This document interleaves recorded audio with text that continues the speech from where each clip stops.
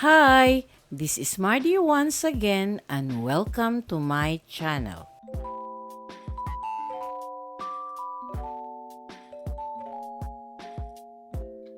Hello, mommies and lolas out there! For today's video, gagawa ako ng Yema cake. Tara na o kuyugi ko ninyo. Let us bake together Yema cake for our family.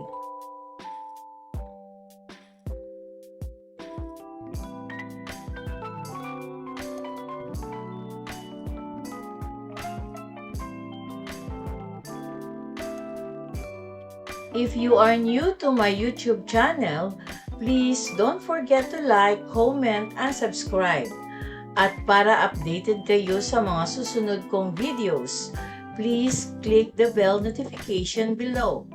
At sana po, don't skip the ads and please watch until the end of my video.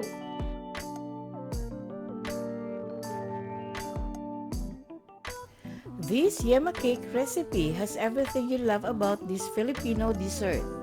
Malambot at airy chiffon cake, rich and thick Yema spread, at Yema frosting na matatag at napakadaling palamutihan. Yema cake is soft, fluffy, and delicious.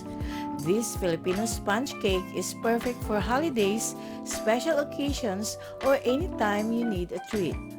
Hello lolas and mommies out there, let us all have fun and start making Yema cake. These are all the ingredients in making the cake. Eggs,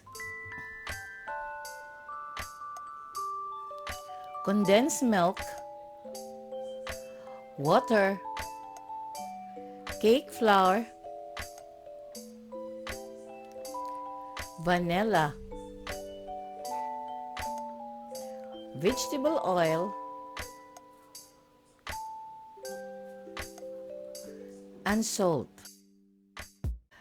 Prepare a bowl and combine all wet ingredients. Start with 1 can condensed milk. Also add 3 eggs. Add also 1 teaspoon salt. Then add 1 tablespoon vanilla, 1/3 cup vegetable oil, and 1 cup water. Mix well and then set aside. After preparing the wet ingredients, then prepare the dry ingredients.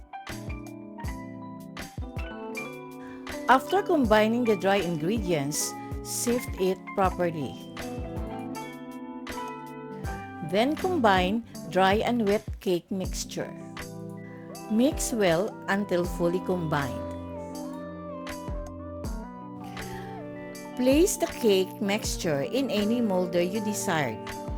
And take note, don't forget to grease the molder with butter. Using a preheat oven, bake under 180 degrees Celsius for 40 to 45 minutes. While waiting for the cake to bake, prepare the Yema mixture. And these are the ingredients: all-purpose cream, condensed milk, salt, vanilla, evaporated milk, cornstarch, and eggs. Start making the slurry by combining 2 cans of evaporated milk and 2 tablespoons cornstarch. Mix well together, then set aside. Combine 3 egg yolks, 1 can condensed milk, 1/2 tablespoon vanilla, and 1/2 teaspoon salt. Mix well properly until fully combined. Cook Yema mixture in a medium heat until thick, then add 2 grams of cheese. Cook until cheese melt.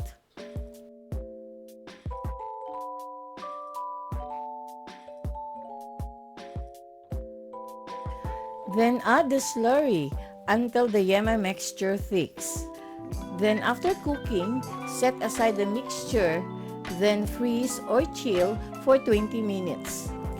After 20 minutes, mix it using a mixer until creamy. Then add 2 cups of Nestle cream.